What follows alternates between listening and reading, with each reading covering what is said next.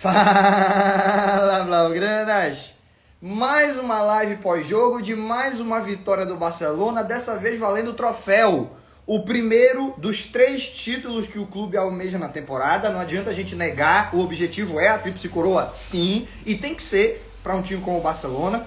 O primeiro dos 3 foi levantado e depois a gente pensa na Champions, depois a gente pensa no Campeonato Espanhol. Hoje é momento de comemorar uma Copa do Rei que desde a época do Messi a gente não ganhava.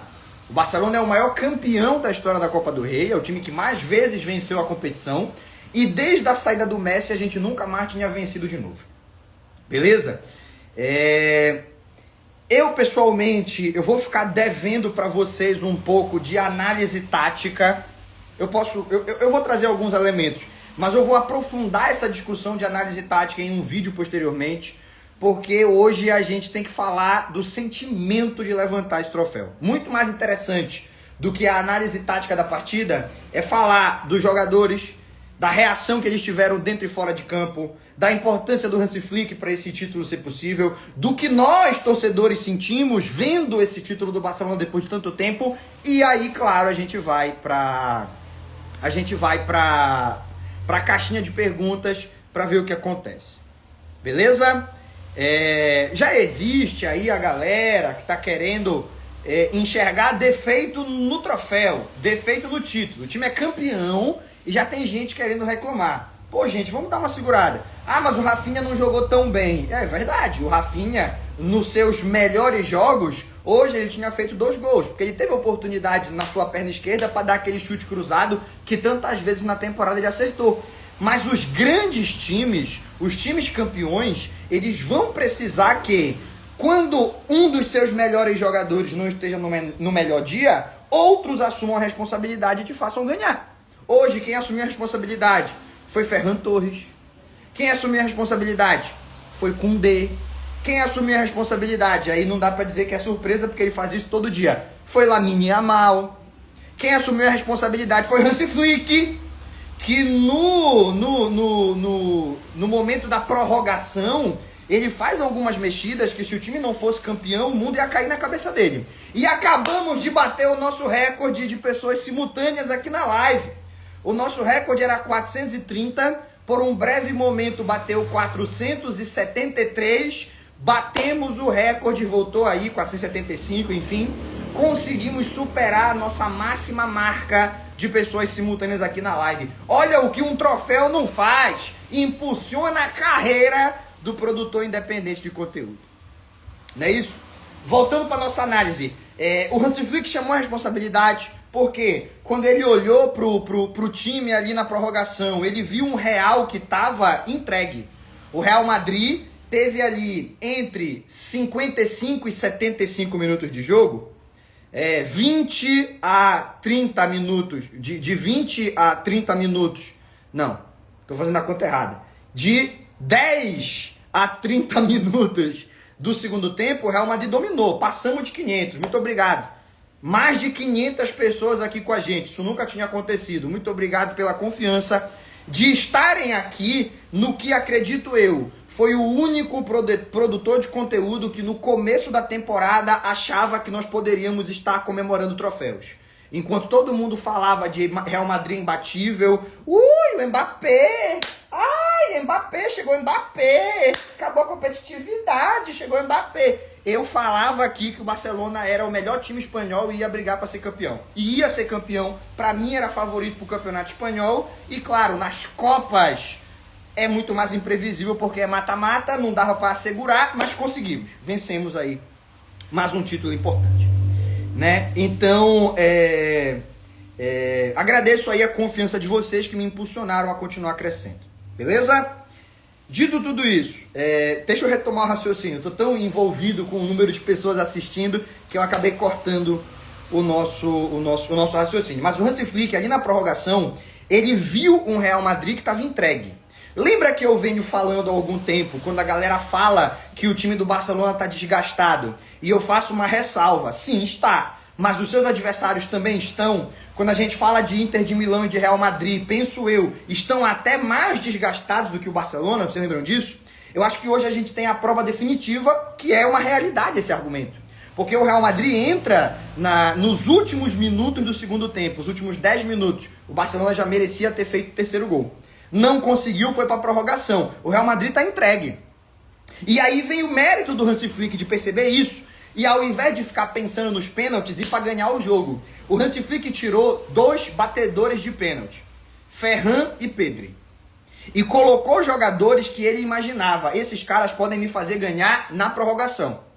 Pô, loucura tirar o Pedri. Mas se o Pedri tá se arrastando em campo, não tá mais conseguindo render, porque ele tá muito desgastado, porque nós estamos jogando uma prorrogação, tudo certo. Tem que tirar o Pedri. Eu nunca teria essa coragem. Por isso que o Hansi Flick é um dos melhores treinadores do mundo, porque ele teve essa coragem. Né? E botou o Eric Garcia. E na live que acontece durante o jogo, que a gente faz exclusivo para assinantes, eu olho pra galera, né? E eu falo, gente, essa é uma modificação que se o jogo acabar e a gente não for campeão, todo mundo vai revisitar e apontar como motivo. E não vai estar errado, porque não se tira a Pedro de jogo grande. E aí o Hansi Flick olhou pra minha cara e falou, tu não sabe de nada, seu otário. Vai produzir conteúdo, deixa que eu treino o time.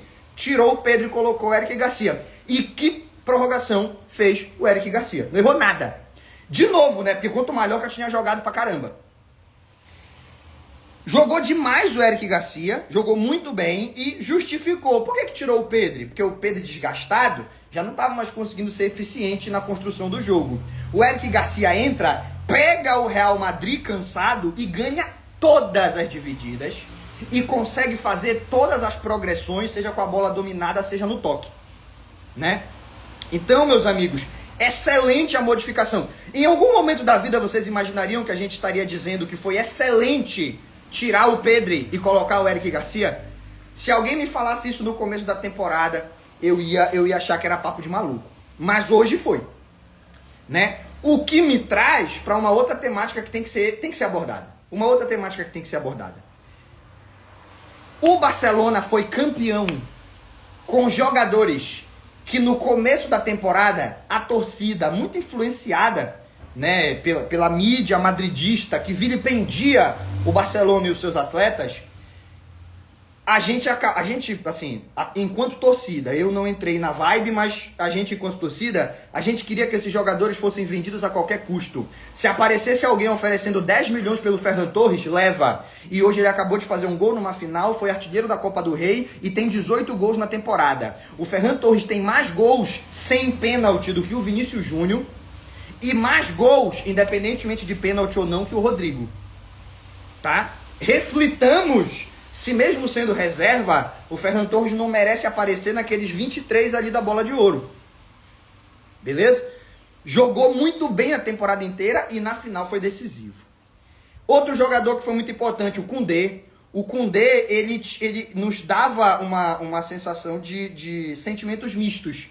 O Koundé era um jogador que uma parte da galera queria fora, uma parte da galera achava que podia ser útil, mas só como zagueiro, e ele simplesmente virou o melhor lateral direito do mundo. Melhor lateral direito do mundo. Koundé. E hoje fez o gol do título. Então se alguém ainda pensava, ele joga muito bem, mas nos jogos grandes ele não resolve, não teve jogo maior do que esse na temporada até aqui. E quem resolveu foi ele. E aí um detalhe. Eu sempre falo isso e eu acho que acaba sendo consenso. O Koundé, fisicamente, ele é incomparável. Incomparável. Né? O Koundé, ele é incomparável no aspecto físico. Não existe outro jogador no mundo que passou 120 minutos. Passou 120 minutos se a gente for incluir os acréscimos ou mais do que isso.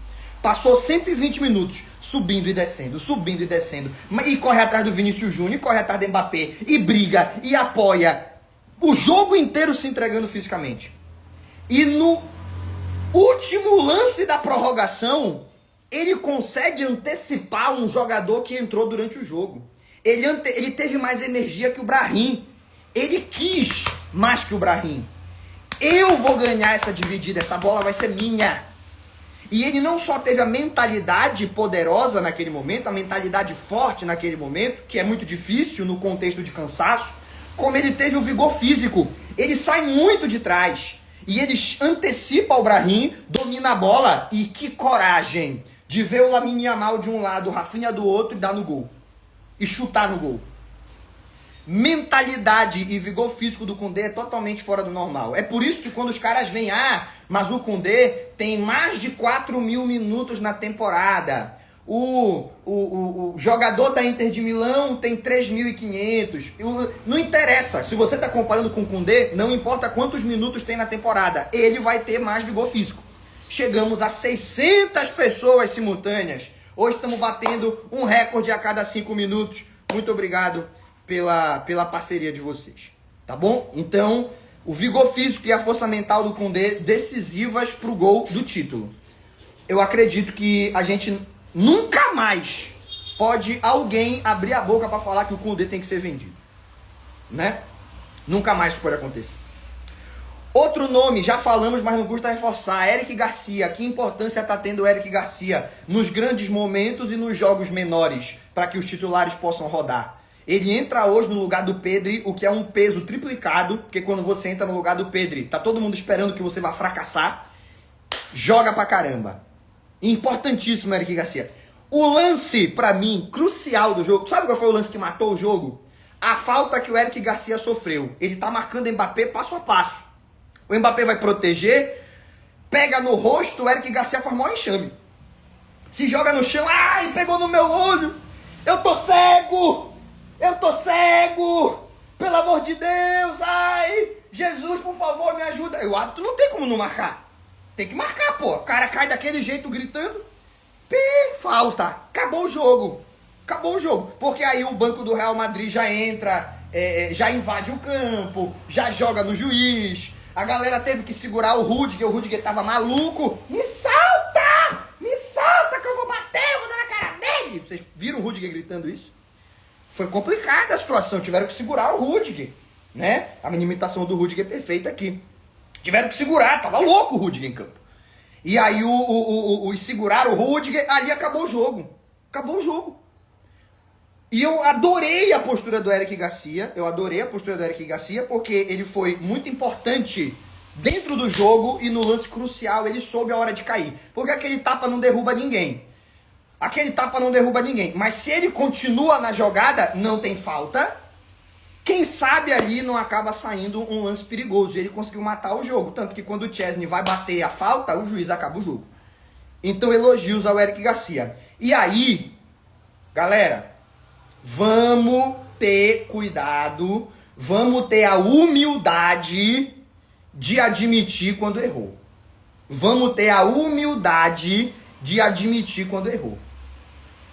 A galera que falou que não tinha como jogar com o Gerard Martin hoje, a derrota era certa, porque o Gerard Martin ia jogar, não podia de jeito nenhum.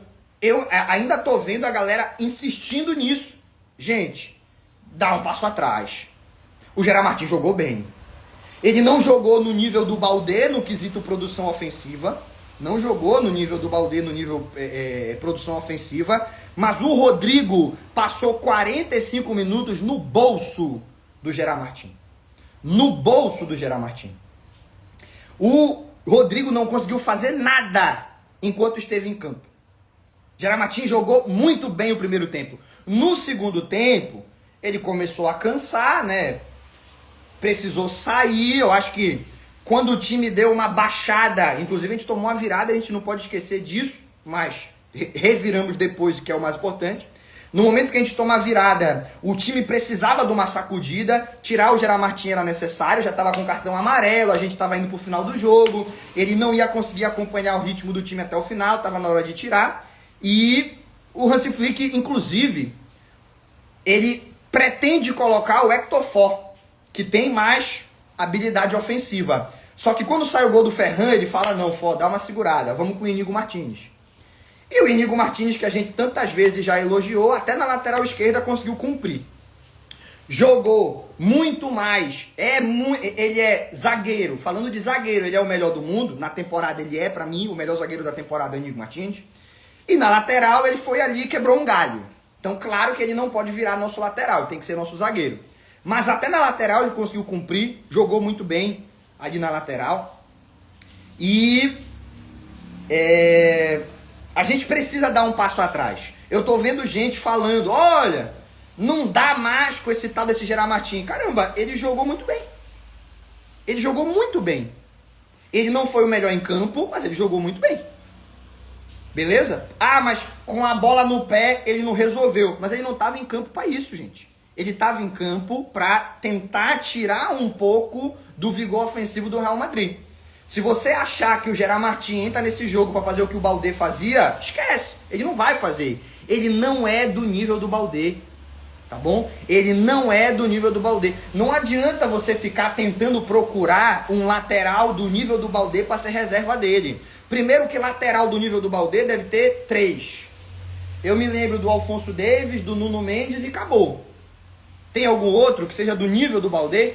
No quesito produção ofensiva principalmente, eu não consigo pensar em nenhum. E nenhum desses caras vai vir para ser reserva.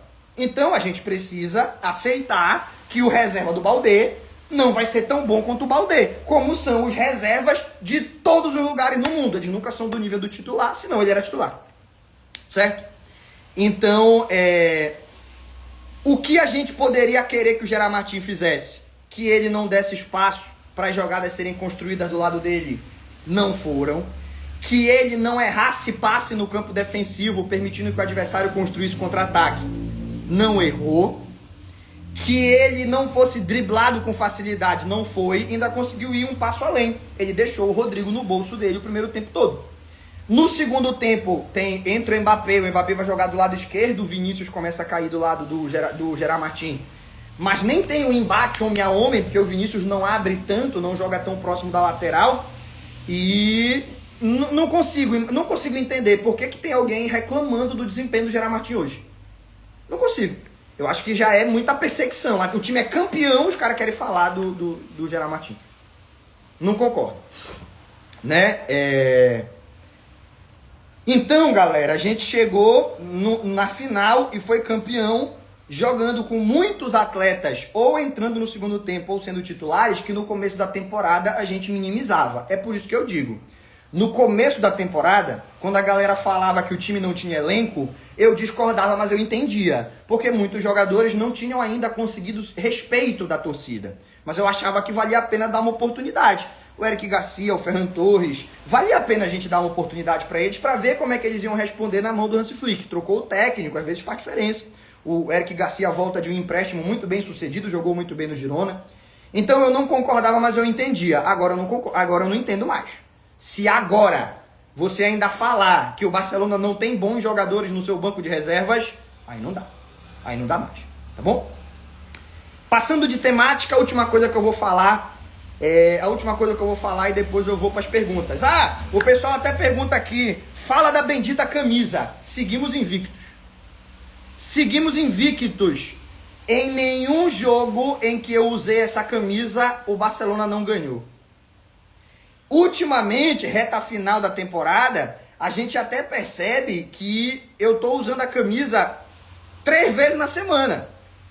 Mas eu quero usar, eu quero aproveitar a mágica dela no momento que é crucial. Quando chegar lá no jogo contra o Valladolid, eu vou botar a camisa para descansar. Para preservar a mágica dela, para ela continuar tendo essa aura de vitória que ela acumulou. Mas quando a gente fala de superstição, eu não sou supersticioso, mas eu sou um pouco esticioso. Então, contra a Inter de Milão, vou usar essa camisa. No Clássico de Montjuic, vou usar essa camisa. E quando a gente começar a fazer conta pensando no jogo do título, se ganhar hoje é campeão, vou usar essa camisa. Nos outros jogos, Valladolid, por exemplo, não vou mais utilizar. Beleza? Dito isso, um detalhe importante. Agora eu vou falar sério. Primeiro clássico com cara de clássico da temporada. Né? Vamos fazer um pouco vamos fazer uma análise verdadeira aqui agora, né? Sem provocação, sem brincadeira, já brinquei bastante, uma análise concreta. O melhor jogo do Real Madrid na temporada. Real Madrid não jogou desse nível nenhum jogo contra Atlético de Madrid, contra Liverpool, contra Arsenal. O Real Madrid nunca teve esse desempenho. Se o Real Madrid tivesse jogado do jeito que jogou hoje, talvez não tivesse sido eliminado nas quartas de final. Né? Na Liga dos Campeões. Mesmo assim, o Barcelona ganhou. Ou seja, o melhor desempenho que o Real Madrid teve na temporada não foi o suficiente para vencer o Barcelona. Isso daqui é uma análise que eu estou fazendo do fundo do coração. Isso mostra o quão melhor preparado o Barcelona está nessa temporada do que em outros momentos. O quão melhor o Barcelona está preparado nessa temporada quando comparado com o Real Madrid. Na temporada atual, o Barcelona é melhor que o Real Madrid em todas as facetas. Força mental, aquelas remontadas que o Real Madrid conseguia, agora quem consegue é o Barcelona. Na temporada atual é o Barcelona. Aquela capacidade de chegar competindo nos últimos 20 minutos, antes era o Real Madrid, e nessa temporada é o Barcelona. Aquele chute que bate no pé da trave e entra no momento crucial do jogo, houve momentos em que era do Real Madrid, agora está sendo do Barcelona. Percebe? Então, foi o primeiro clássico com cara de clássico. Melhor desempenho do Real Madrid na temporada. O Ancelotti parece ter percebido que jogar com os 4 no ataque, Mbappé, Vinícius, Rodrigo e Bellingham, prejudica o time dele, que o melhor é atuar no 4-4-2, mas foi muito fácil, foi muito tarde. Ele descobriu o time muito tarde, e aí eu me recordo do jornal Relevo, que é um jornal de Madrid, num fim de semana que o Ancelotti não tinha jogado com os 4, avisar que o Florentino chamou o Ancelotti para um jantar e que naquele jantar teria avisado, olha, é para jogar os 4. E o Ancelotti, não, presidente, mas você tem que ver que o balanço tático, olha, não interessa, é para jogar os 4. Dá um jeito da gente ganhar jogando os 4. De lá para cá, sempre que os 4 estiveram disponíveis, jogaram e sempre fracassaram, né? Então, um pouco da intervenção do presidente do Real Madrid, segundo o jornal Relevo, acabou com a temporada do time. Porque esse Real Madrid, da maneira que competiu hoje, era para estar numa situação muito mais positiva, tanto no Campeonato Espanhol quanto na Liga dos Campeões. Beleza? E aí, para fechar o raciocínio, mas mesmo com tudo isso, mesmo fazendo o melhor jogo da temporada, mesmo conseguindo competir, mesmo a gente percebendo hoje sacrifício tático de jogadores que não costumam se sacrificar taticamente, mesmo com tudo isso, não conseguiu ganhar do Barcelona. Por isso, uma opinião ousada, se vocês me permitem. O gol do Koundé foi o gol do título da Copa do Rei e do Campeonato Espanhol. Foi o gol do título da Copa do Rei e do Campeonato Espanhol. Mas por que, Ademir? Tu tá maluco? Esse jogo não valia pro Campeonato Espanhol. Mas o impacto mental desse gol vai tirar o Real Madrid da briga pelo título no Campeonato Espanhol. O Real Madrid não vai conseguir reorganizar mentalmente para continuar competindo em La Liga, ganhar seus jogos e pressionar o Barcelona até o final. Não vai conseguir. Eu acredito que esse gol matou a Copa do Rei e matou o Campeonato Espanhol. Agora, aí o pessoal, não zica. Pessoal, eu tô falando isso desde o começo da temporada. Se fosse pra zicar, tinha zicado antes. Agora não zica mais, tá? Não, agora não zica mais. Até porque eu estou com a camisa mágica. Camisa mágica é anti-zica. Tudo bem? Eles não vão ter a força mental pra tirar 4 pontos de vantagem nessas últimas rodadas. E aí o que acontece? O Barcelona agora vai ter que focar muito na Liga dos Campeões. Gente, eu vou deixar para discutir isso no vídeo de análise pré-jogo. Vídeo de análise pré-jogo da Inter de Milão, eu falo sobre isso. Amanhã à noite eu devo soltar esse vídeo, amanhã de manhã eu gravo, à noite eu solto. Maravilhosa essa frase, né? À noite eu solto lá ele 1000 vezes. Mas enfim, à noite eu posto o vídeo. Por enquanto, só o que a gente vai ter que dizer, não tem jeito, é que não é ideal você jogar uma prorrogação com esse nível de exigência física e mental às vésperas de uma semifinal de Champions. Não é o ideal. No entanto, você consegue duvidar da capacidade desse time de superar as suas adversidades? Você consegue olhar para essa clara desvantagem que é disputar uma prorrogação às vésperas de uma semifinal e dizer que o Barcelona está morto, que não vai dar, que está desgastado, que não vai competir? Eu não consigo. Eu acho o contrário. Eu acho que o time, sem dúvida alguma, com 30 minutos a mais nas pernas, às vésperas de um jogo importante, talvez não consiga ter um desempenho tão bom quanto a gente esperava. Mas mesmo assim, eu ainda acredito que o Barcelona vence o jogo em casa contra a Inter de Milão. Eu vou baixar a minha expectativa, a minha exigência de desempenho. Eu não acho que a gente vai jogar tão bem quanto poderia se não tivesse ido para a prorrogação. Mas ganhar eu ainda acredito. Até porque Montjuïc, que sempre foi um lugar frio, virou uma fortaleza para o Barcelona na temporada atual. Só o que a gente precisava era de um líder que chamasse e que genuinamente fizesse a torcida acreditar.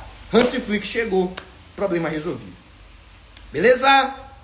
Deixa eu dar uma olhada aqui, ó, nas perguntas que vocês mandam. Eu vou responder 3 perguntas e depois vou encerrar a live. Porque eu tenho que também comemorar, né? Já tem aqui, a minha esposa fez uma torta de morango, né, amor? Pra gente merendar. Já tem uns hot dog, uns hambúrguer, umas paradas aí pra gente comemorar. Eu também tenho que curtir a vida. A vida não é só trabalhar, não. Também tem que curtir a vida.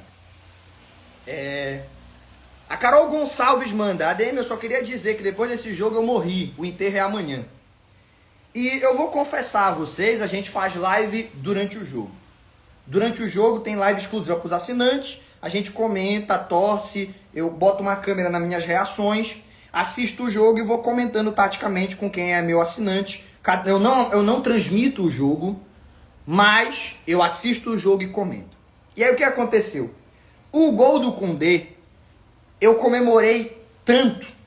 E foi muito surpreendente porque ele já rouba a bola, ajeita e chuta. Não é que é uma jogada que vem sendo trabalhada do meio campo e tu começa a esperar o gol e quando o gol sai, tu comemora. Simplesmente é do nada. Ele vem igual uma flecha, rouba a bola, antecipa o Brahim, ajeita, chuta, a bola entra no pé da trave e, pô, aí tu explode, comemora. E foi tão inesperado, foi uma situação assim tão extrema, que quando eu terminei de comemorar, tudo escureceu. A pressão do pai caiu. Eu não tenho mais idade para isso. Eu tô com saudade da época que o Barcelona metia 4-0 no primeiro tempo e o segundo tempo era só para tocar a bola. Agora nós estamos deixando para ganhar no último lance toda vez. E tá cada vez pior, porque do Celta de Vigo nós ganhamos aos 97, hoje nós ganhamos aos 117. E a pressão do pai caiu. E o que aconteceu, minha esposa sempre assistiu o jogo junto comigo, eu senti que o sofá tava me puxando, porque escurece tudo, eu caio aqui, eu fico pendurado no sofá, tentando me levantar e não consigo, a pressão foi embora. E a minha esposa haja gritar gol. E eu, amor, me dá uma água, porque eu tô fraco, tô conseguindo falar forte. Amor, me dá uma água, amor. Amor, me dá uma água, amor. E ela haja comemorar o gol do Koundé. Eu podia morrer! Eu podia morrer! E ela tava comemorando o gol do Koundé. Não julgo, porque realmente foi um gol muito importante. Mas eu fiquei esfalecido, viu? Fiquei esfalecido, foi ali muito complicado. Eu sinceramente não esperava que a gente fosse ter uma final assim tão complicada. Eu não imaginei que a gente fosse ter uma final assim tão complicada. Eu imaginava que seria mais tranquilo, mas clássico é clássico e vice-versa, né? Final é final. A gente falou no vídeo no YouTube, a não ser que seja esse papo de clássico é clássico, final é final, futebol é futebol, não tem argumento tático, técnico para o Real Madrid conseguir igualar com o Barcelona. E aí prevaleceu, clássico é clássico, futebol é futebol, final é final. 3-2, 3 jogos contra o Real Madrid, 3 vitórias. Deixa eu ir para a próxima.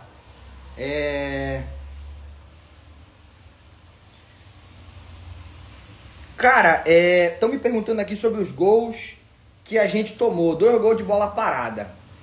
O primeiro gol de bola parada é uma falta que se cobra direto pro gol. Então tu não pode cobrar a defesa posicionamento. Tipo assim, o gol de pênalti e o gol de falta, tecnicamente, é gol de bola parada. Mas quando a gente vai falar de falhar ou não na bola parada, não é disso que a gente está falando. A gente está falando de escanteio, está falando de falta lateral que cruza a bola na área, enfim. Então o primeiro gol eu não considero que seja uma falha em bola parada. E o segundo gol, eu falei isso na live. Eu acho que o Barcelona conseguiu afastar 7 escanteios. Só que quando você concede 8 escanteios, e o Real Madrid tem como uma das suas únicas armas, se a gente for ser sincero, trabalhadas pelo treinador, dá a bola no Vinícius e no Mbappé e torce para eles acertarem. Mas quando o quesito é escanteio e falta lateral, eles trabalham muito bem essas jogadas.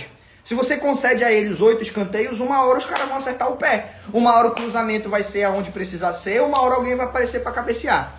Então eu fico mais incomodado da gente conceder tantos escanteios, e naquele caso, 3 consecutivos, a gente roubava a bola, era escanteio de novo. Tirava para a lateral e 2 minutos depois escanteio de novo. A gente tomou pressão de escanteio, pô. Era escanteio, a gente tira a bola, e aí o Real Madrid recupera, e aí outro escanteio, e escanteio de novo, uma hora os caras vão acertar o pé. Então eu me preocupo mais da gente ter concedido tantos escanteios consecutivos, isso não pode continuar acontecendo, porque tanto o Real Madrid hoje, quanto a Inter de Milão, quando a gente fala de campeonato de Liga dos Campeões, são 2 times que trabalham muito bem a bola parada, a gente tem que evitar estar conseguindo escanteio. Alguns escanteios, não foi o caso do que saiu o gol. Alguns eram besta. Tu chega inteiro, pode tirar a bola para lateral, mas acaba economizando, tira para escanteio. Calma, tira para lateral. Ou tenta trabalhar embaixo. Enfim, não gostei. Não gostei da sequência de escanteios. Mas, colocando em perspectiva, tem falha que é de jogo.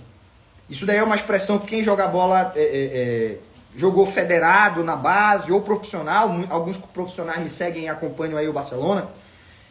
Todo mundo sabe que tem falha que é de jogo. Tem momentos que tu não tem como fazer o certo, tu tem que fazer o que dá. Tem momentos que tu não vai conseguir tirar a bola de cabeça com força para ela ir para lateral. Às vezes tu vai pegar ela no limite, tu cabeceia para trás. Tá entendendo? Tem falha que é de jogo. Então, eu não sei se a gente pode tirar uma conclusão definitiva. Não sei se a gente pode tirar uma conclusão definitiva. Mas eu acho que é algo que a gente pode discutir. Mas não agora. Agora nós somos campeão. Vamos deixar para discutir se esse erro acontecer novamente. Lá dentro, nos bastidores, cara, o Hansi Flick vai discutir. O Hansi Flick vai olhar, vai ver o que errou, o que acertou. Mas eu acho que a gente pode dar uma relaxada, porque é o que eu falei. Tem falha que é de jogo. Me incomoda a gente conceder 3 escanteios consecutivos até sair o gol dos caras, sem dúvida. Mas se a gente analisar bem, tinha como ser de outro jeito? Ou ali tem mérito do Real Madrid? Porque teve 20 minutos em que o Real Madrid teve mérito, jogou melhor que o Barcelona. Primeiro tempo o Barcelona amassou. No início do segundo tempo, o Barcelona parecia que ia repetir o que fez na primeira etapa, mas o Real Madrid começou a ter alguns contra-ataques perigosos, até a falta do Mbappé, que ele faz o gol, e o escanteio que o Tchouaméni faz o segundo.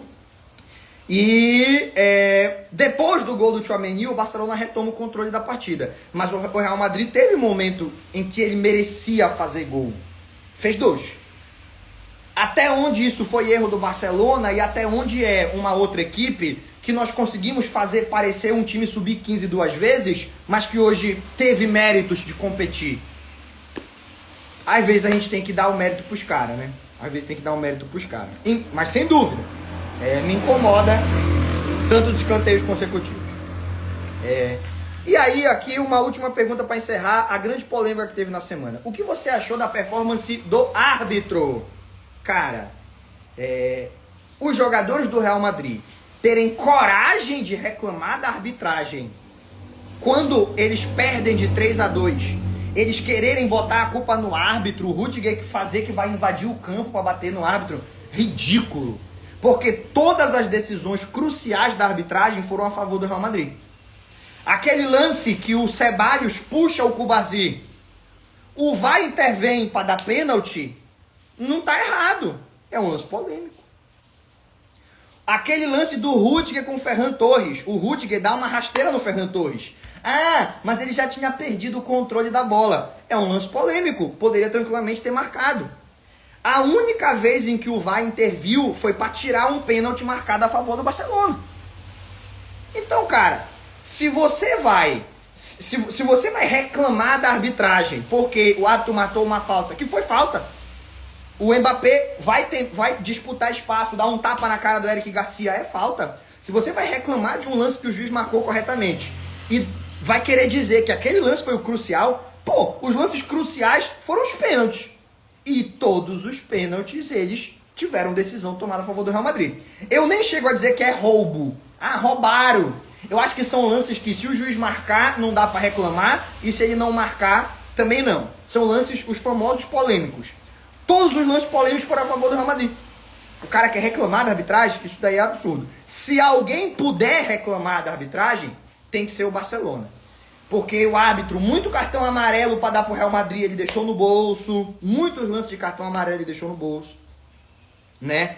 Todos os lances cruciais de pênalti, ele não deu, ficou sempre pro lado do Real Madrid. Então eu sinto que o árbitro teve uma atuação condicionada pela pressão que fizeram durante a semana. Mas não adiantou de nada, o título vai para Catalunha, o título é do Barcelona. Beleza? Meus amigos, um abraço para todos, muito obrigado por terem me acompanhado. Batemos o nosso recorde, foram mais de 600 pessoas simultâneas na live no nosso melhor momento. E para quem não assistiu a live completa, pode ir lá no YouTube, já já eu posto. Já já eu posto no YouTube, vá lá assistir, vá acompanhar do início ao fim. Se você quiser acompanhar do início ao fim porque não assistiu ou porque quer assistir de novo, fique à vontade. Fiquem atentos, já já tem meme aí para você avacalhar o seu amigo madridista, que é claro que não pode faltar. Aquele abraço, pessoal. Tchau, tchau.